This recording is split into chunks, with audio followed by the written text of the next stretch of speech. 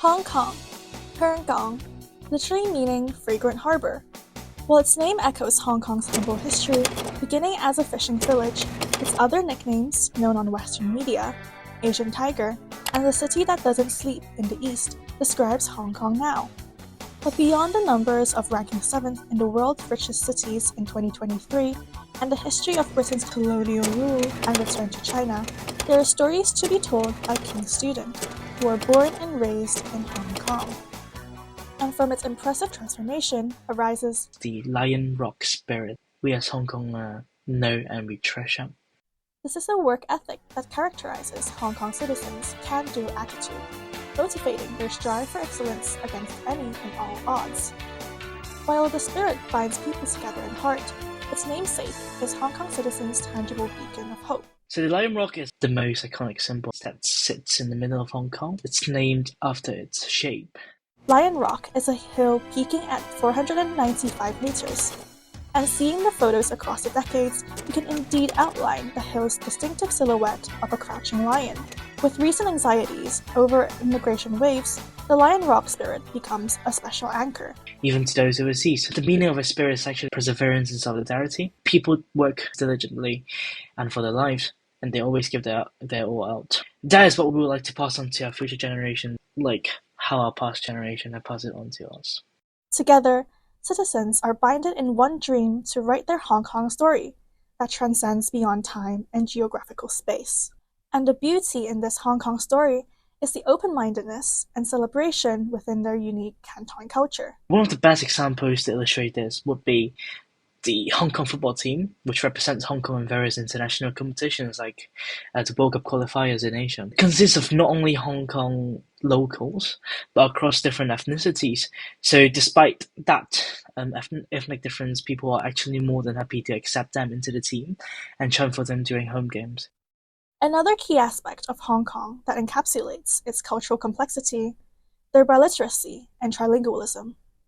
While Mandarin and Cantonese are both Chinese languages, in China, Cantonese is usually only spoken in Hong Kong, Macau, Guangzhou, and Shenzhen. In Hong Kong, we speak Cantonese and we write in traditional Chinese characters. Not writing the way they speak is what makes Hong Kong's language unique, yet difficult to grasp.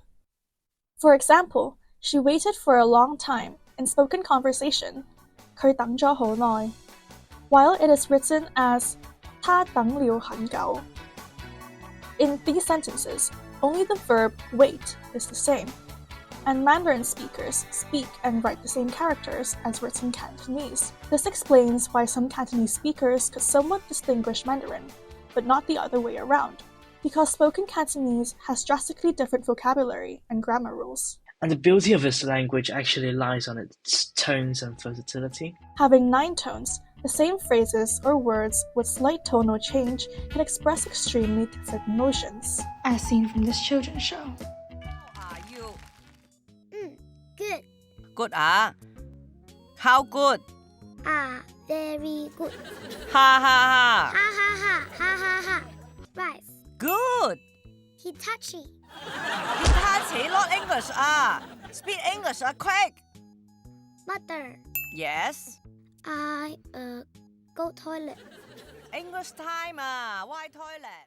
And its cultural significance around Asia and the globe is manifested through local productions, including films like the ones made by Tony Leung, made by Wong Kar-wai, Stephen Chow, and some songs by Anita Mui.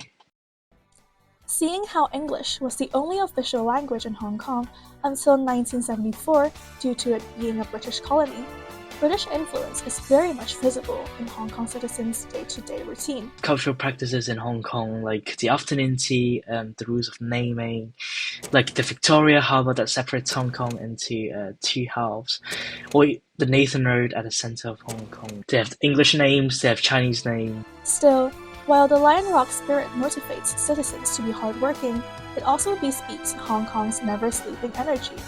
A demanding culture distilled into one slang word, "chur." Thus, it wouldn't be a surprise to find out that the biggest culture shock is the fact that people here actually have a life. For instance, shops here close in general way earlier than Hong Kong and usually remain closed on Sundays. That to me means that there's a lot more emphasis on work-life balance. Even in London, Chinatown is always busy at night, with restaurants closing after 11. So whenever we want to get food past midnight, we think of Chinatown, we think of Chinese takeaways. And the best place to find locals to share these tastes of home is by joining a Hong Kong society.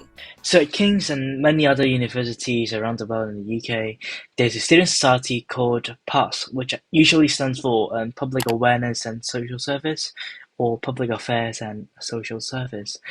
It is basically a Hong Kong-centric society, allowing different international and BNO Hong Kongers to meet one another through interactive and meaningful activities. We're trying to make this society a home away from home, and we want to let students know that we have been through similar situations and we're here to help one another. So if you're from Hong Kong or if you're interested in Hong Kong culture, make sure you join our society this year to meet new friends.